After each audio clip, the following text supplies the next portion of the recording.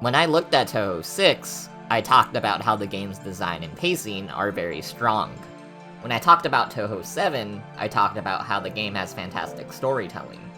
So that begs the question, what will I talk about for Touhou 8? What does Touhou 8 excel in? Well, Touhou 8 Imperishable Night excels at everything.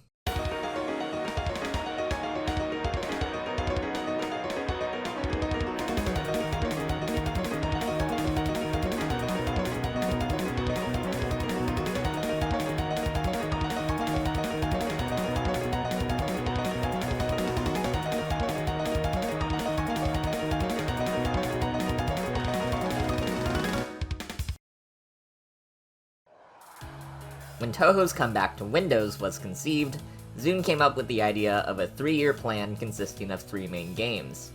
Touhou 6 and 7 were the first 2 games. 7.5 actually came out after 8, but is sort of its own thing. So, Touhou 8 was the last game in Zune's original plan, and would have potentially been his last solo Touhou game. So my guess is that he wanted to go out with a bang. Touhou 8 has so much content in it. You not only get 2 different Stage 4 bosses with different remixes, but also 2 different final bosses. Think about it. You get a Touhou game with 2 final boss themes.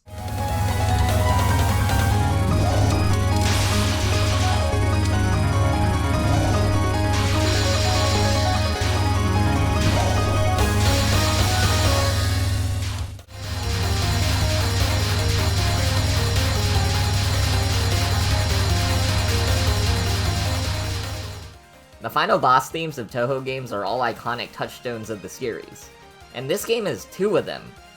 You have 8 playable characters thanks to the duo system, and each duo has their own story campaign. You have spell practice for the first time ever. Sure, there's no Phantasm stage like in 7, but in exchange, you get last words, unlockable super spells for every boss, and even some spells for characters that don't appear as boss fights. There's so much to do in Touhou 8. But a lot of content, 18.5, doesn't always lead to a great experience. So, how does Touhou 8 stack up? Gameplay-wise, I think this game does something very important. It appeals both to casual and core players. Touhou 8 lets you get a normal ending with continues. To my knowledge, it is the only non-versus Touhou shmup that has this. But there's a separate better ending that does require a 1cc, and happens in a second run with the same characters.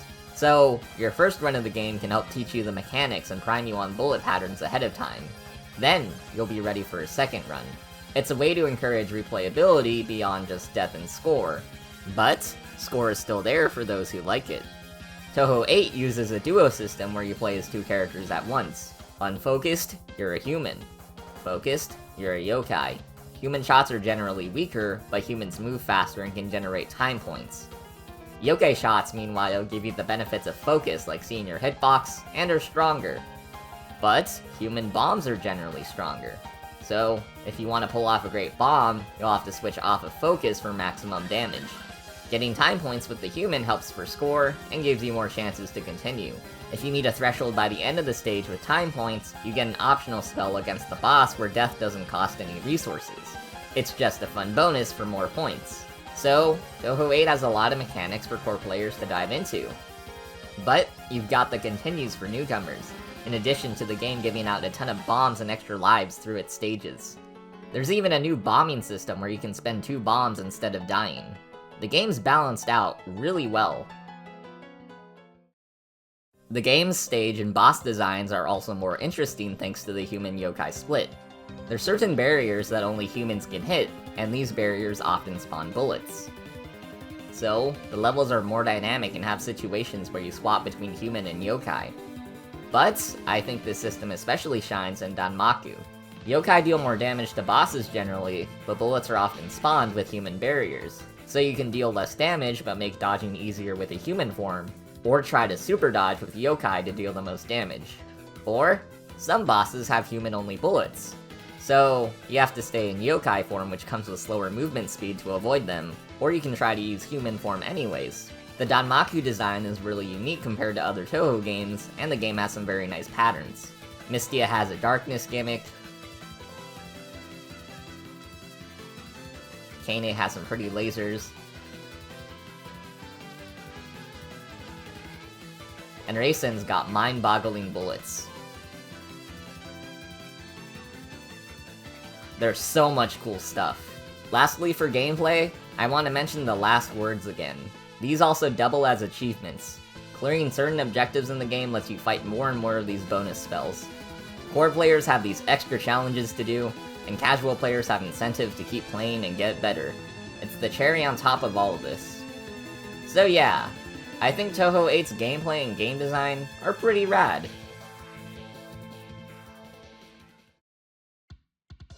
Touhou 8's also got a lot going for it in the presentation department. Zune art is still Zune art. I mean, this is the game that gave us... yeah. But the portraits have still come a long way in the 2 years since EOSD. I like Wriggles a lot, personally. Cool colors and a nice outfit. But, perhaps more than the prior games, the theming helps tie everything together. Touhou 7 had seasonal transitions and an Eastern theme, while Touhou 6 had its foreign inspirations. Touhou 8 is an Imperishable Night, so the entire game takes place at night, and almost all bosses are themed around it in some way. We have a Firefly, a Werehataku, and aliens from the moon. Remilia is playable in the game because it takes place at night. She can freely travel. The night theme also ties the game together in levels. You've got these dark colors throughout the entire game that give it a different vibe than the previous two. Night is also at the end of the day. If this were really meant to be the last game in Zune's plan, then night would have been a nice endpoint. And then there's all the characters. 8 playable characters with 4 stories. There's so much fun writing between everyone. Reimu and Yukari team up for the first time ever.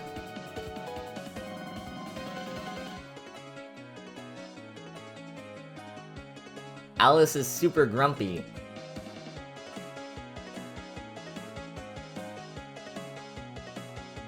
Remilia and Sakuya just casually drift by.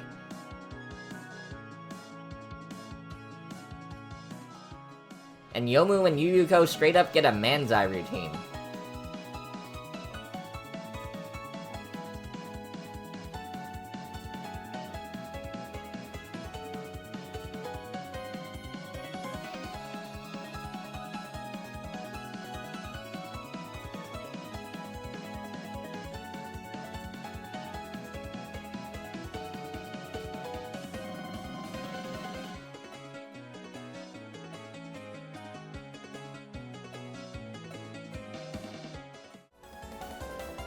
The legacies of each of the new characters is also incredible, perhaps matched only by Touhou 6. Wriggles got a massive legion online. Mystia now has one of the biggest fan games in Touhou history. Kane's the resident teacher for any fan work. Alien is asked for help. Kaguya and Moko's rivalry is a constant. And then there's Raisin. Raisin is one of the quintessential examples of how to make a Touhou character. Mythology? Rabbit on the moon. A dab of logic, traumatized by a racist society. Modern implementation? She ran away during the Apollo moon landings, which were secretly wars, of course. Endearing character design? She is a bunny wearing a suit who has the power to make you go insane. And heart? Alien and Kaguya are both determined to protect her, so she can be happy and live on Earth. But between characters, there's something else to talk about.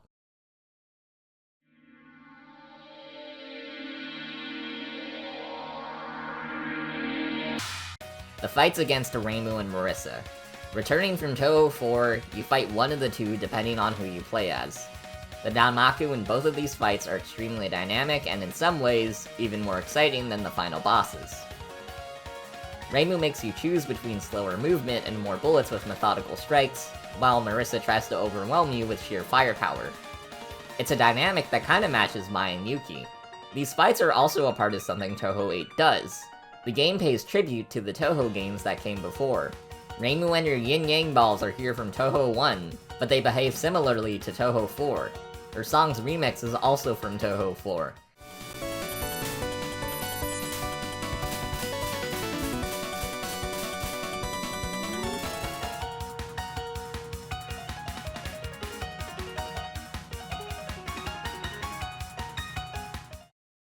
Marissa uses some attacks from Patrolli, and her theme is a remix of a song from Touhou 2.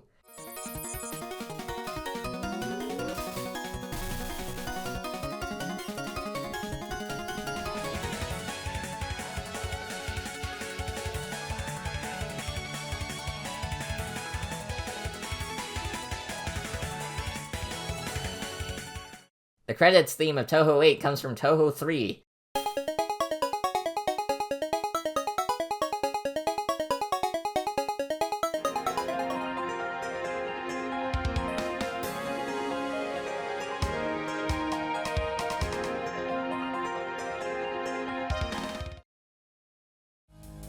Alice represents Touhou 5.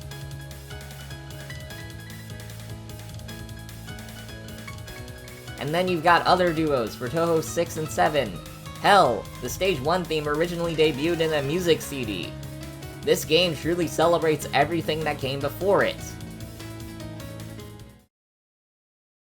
You can't have a Touhou game without music, and this game's music.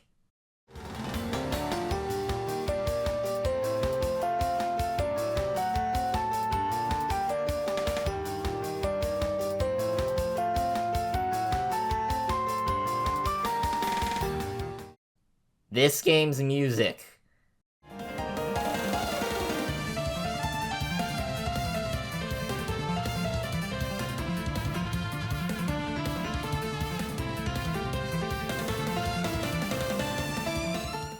Oh my god. You've got Super Mario 64 instruments in here.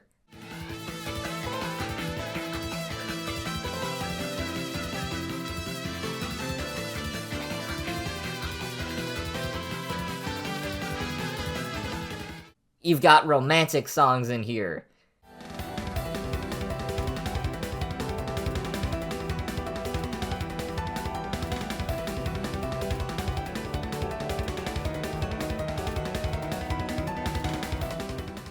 You have the remixes of these old Touhou songs.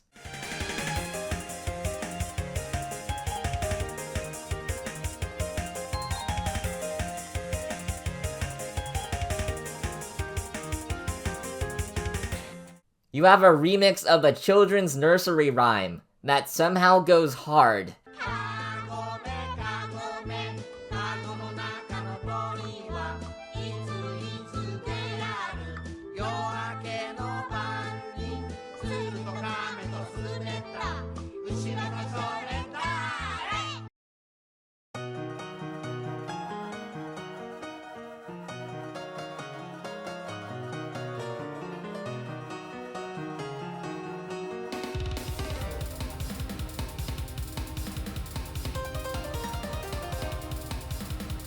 Touhou 8's OST does a remarkable job capturing all aspects of Night. It's also zoomed 3 games in, using the wave format.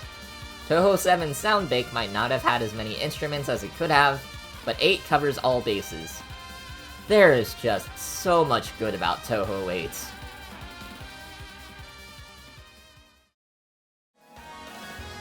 There is a difference between favorite and best. A favorite thing comes down to personal preference a lot of the time. Even though I've played better Sonic games than CD, that one is still my favorite because I grew up with it. But I think best comes down to trying to rate something objectively.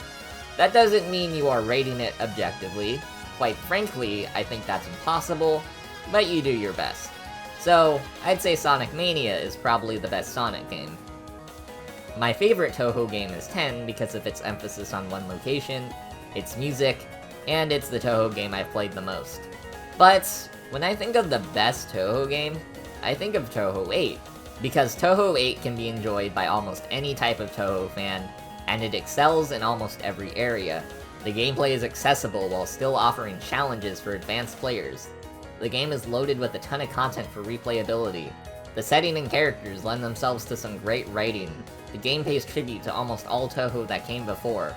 And of course, you have a killer soundtrack.